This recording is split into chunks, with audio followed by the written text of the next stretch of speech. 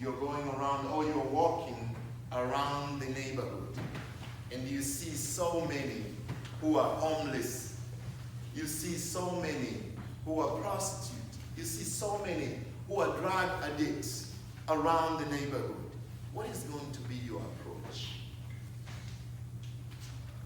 What is going to be your action towards it? Well, I need you to understand one thing. Jesus, a Jewish, basically, in his flesh was a traditional Jew. And he moved from his place, from the Jewish land, and he moved all the way to Jerusalem, which is a Gentile land. And when he arrived at the Gentile land, the Bible tells us a man who was demon-possessed, he was in the land. He came from the city, and Jesus saw him. And think about those demons. They caused him a lot of problems. Imagine this man didn't sleep in a home. Imagine this man didn't wear clothes for a long time. He was possessed by the demons. And Jesus met that person. Regardless, that person was not a Jewish. But when Jesus saw, and he rebuked the demons. And when he commanded them out, a man came and fell under his feet. And the demons knew Jesus. They know the power. The demons are spiritual forces that can drive somebody to an evil. So they knew who Jesus was. So the man went and fell under Jesus' feet. And when he fell, he said, "What have we done with you, Jesus, the Son of the Most High?" They know that Jesus is the Son of the Most High. And they say, "Do not torment us. Do not torment us." He has the power to do that. Now, what happened? Jesus, they were around the area. They were a group of swine feeding around the field. And you know, in that side, there's a lake that separates the Galilee and Jerusalem. So these are two places where Galilee were and the Jerusalem where the Gentile lives. And then those swine, the demons asked Jesus if they can have a permission to go to the swine. And I've been thinking sometime, if I was the owner of the swine. You know, and Jesus, seeing the value of that person, and he felt like, you know, this person really needs to be free, needs to come back to his mind, needs to be restored. Because he is driven by these evil forces. And people have tried to help by chaining him and tried to bound him, but they couldn't do it. But think about, at that particular time, the swine were considered unclean animals. So it was easy for someone to allow the unclean spirit to mingle with the unclean animals. And imagine, after those demons, they came out from the man after the permission of Jesus. They went to the swine, and the swine ran to the lake, and they were drowned. So the swine were no more. And imagine the people, the swine herds, people who were taking care of those swines. They were confused. They had to run because, just imagine, just bring it in you. You're taking care of the swine and they're feeding. And from nowhere, they start running. And they ran all the way to the lake. And they're drowned. You don't have anyone. At that moment, they decided to run to the city and to the villages, to the farm, and started telling people what has happened. And a lot of people came to Jesus. And when they arrived there and they heard what had been happened in the area, and they saw the man who is healed from the demonic possession, they found him in his good mind. They find him wearing clothes. They find him in a very nice state of mind.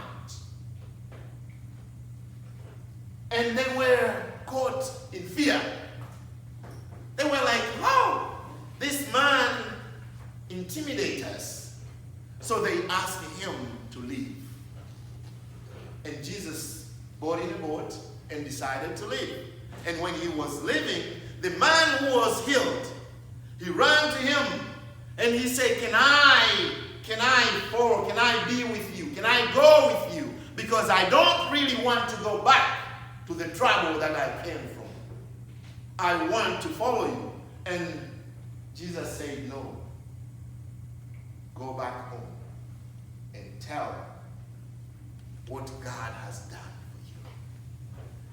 And the man left and he went home and told in the village and in the city and in the town what Jesus has done for him. Why we are talking about this? Because most of our neighborhood areas, if you drive around, you see people who are victims, who are going through troubles. Some are homeless. Some are drug addicts. Some are prostitutes. Some are suffering from injustice. All these people, they need healing. They need healing. They're not happy to be homeless. They're not happy to be under the bridge. They're not happy to live under injustice.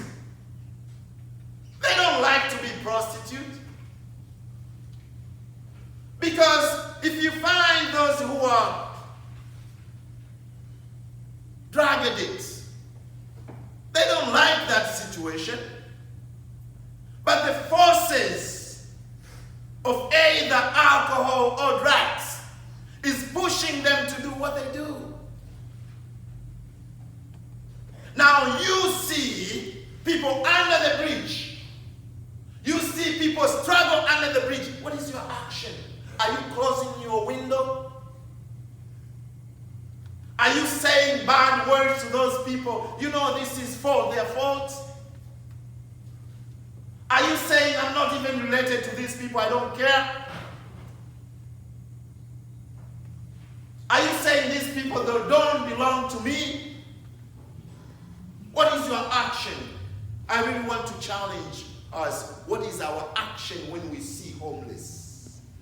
What is our action when we see people who are going through drug addiction?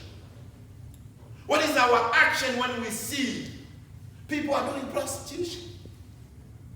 What is our action when we see injustice in the houses? What is our action? What do we do? Because your action can bring a testimony to those people who see. Those people, if you do help them to get justice, if you do help them to get out of addiction, if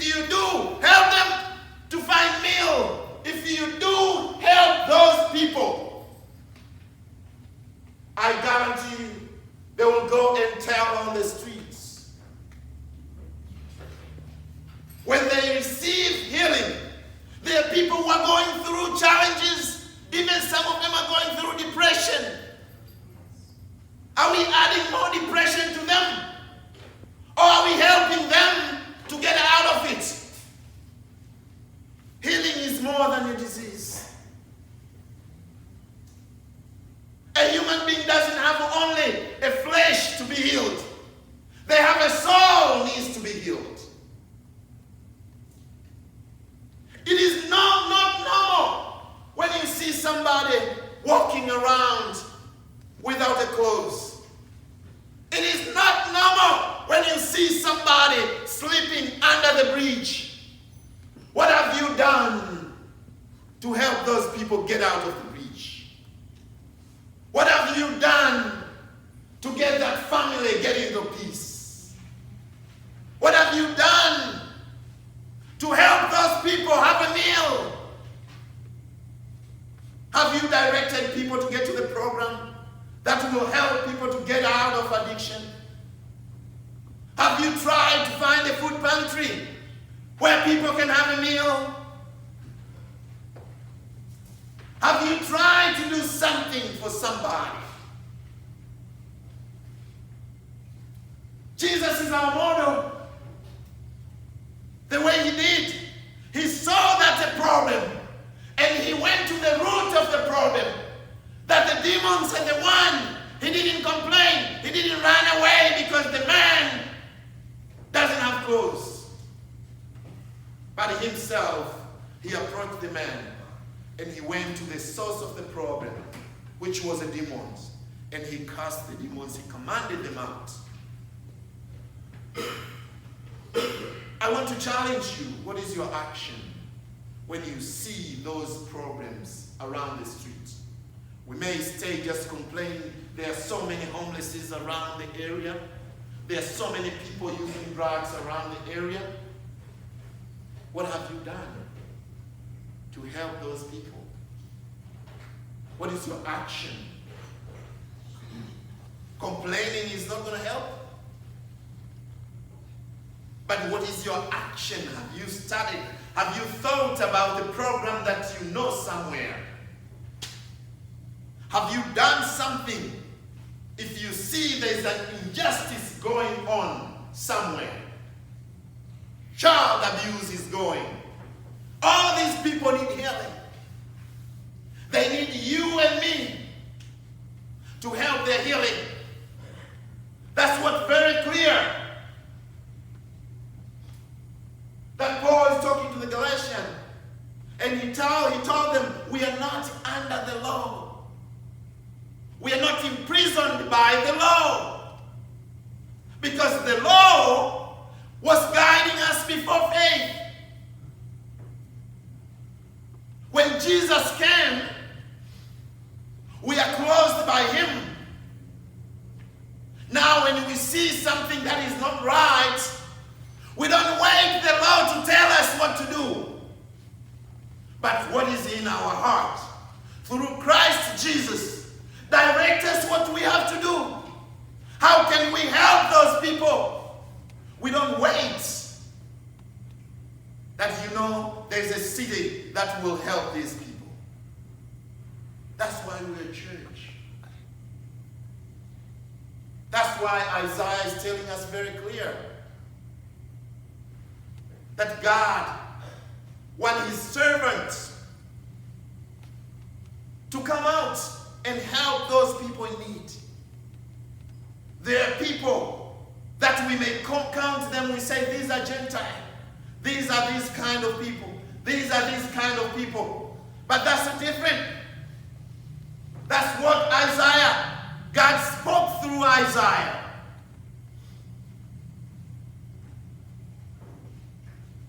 Let those people not say that. I am holy. I don't want to deal with that. I can bring the wall. I don't want to see those people because I am too holy. I am in a good status. I feel I'm better than anybody. Brothers and sisters, We are all valuable before the living God. We are all valuable before God. No matter somebody is under the bridge, no matter somebody is addicted, no matter somebody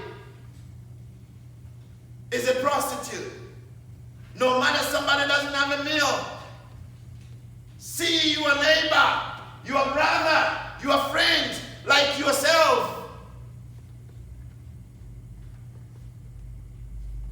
Let us not see ourselves important than others. When we have meal, we have to think about some people who don't have meal. They need meal too. When we have peace, let's think some people who don't have peace, they need peace too. When we have roof to stay, let's think about some people who don't have roof to stay. They need roof to stay too. Let's consider Jesus is our model. And I ask you, church, always think, when you approach any situation, what will Jesus do?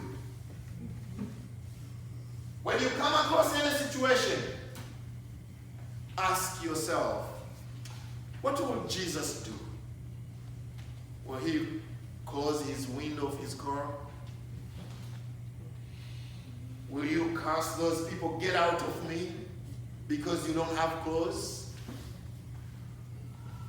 Will you run away? Will him run away from the people because they live on the tombs? Think about that. And I really want us to challenge and see, have you made a difference to somebody's life? If you have, who have you made a difference?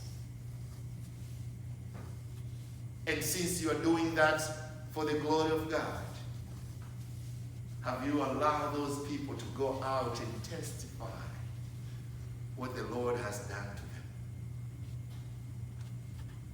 Because that's what Jesus said. Imagine it was a Gentile land. People who don't believe. And that's what Isaiah said. People who don't believe. They offer sacrifice to idols. And now this person needed healing. And he was healed from the demon possession. And once he was healed, the man went around. Just imagine, through his testimony, how many lives have been changed. Just imagine outside here, you have helped somebody around our neighborhood who was under the bridge. Just imagine when he goes out and speaks to others, how much life was saved. If you imagine if there are people living in fear, living in injustice, living in abuse, and you have taken an action to make sure these people live in peace, how many lives have you saved? Just think of yourself. Everything you do, what will Jesus do?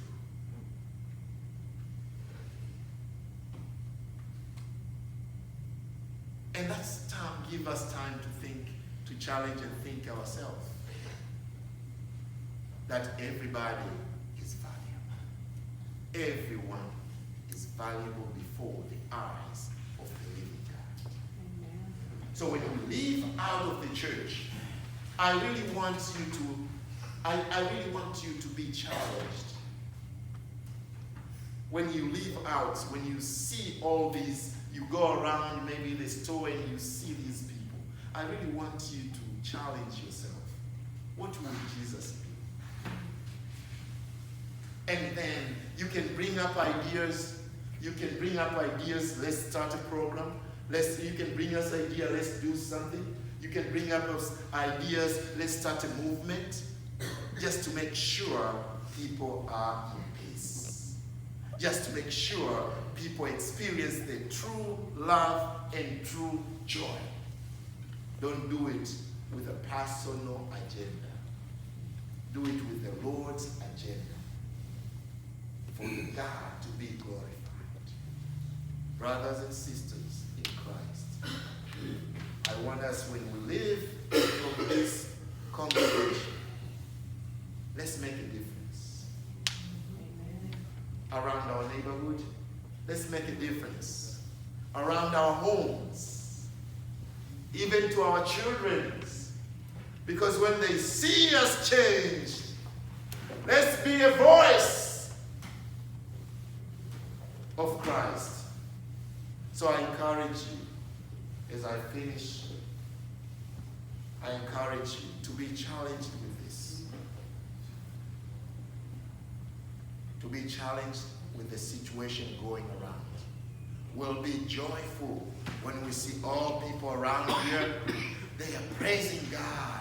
They are happy when we hear every family is a joyful family. They have peace. And that will make it to be joy to you. When you see others are happy. Just twist yourself. When you see others' success. When you see others are healed. Imagine when Jesse was doing the music here. I mean, he was challenged. Why? To me, why? Because actually, I had a very tough day yesterday coming today. But again, the music has taken me to move in spirit and say, God, Lord God. I was speaking in my spirit. I need Jesse to be healed. I mean, it moved me to the point that I said, I need this man to be healed so he can be strong standing here and saying, and when he was doing, I was moving my head. When he was doing this, I was moving. That was the point. So I feel I want him on board. So let's see, even our family, see, I want my family to be on board. I want somebody to be on board. Let's do that. Let's do something. Let's be challenged with this, what Jesus has done.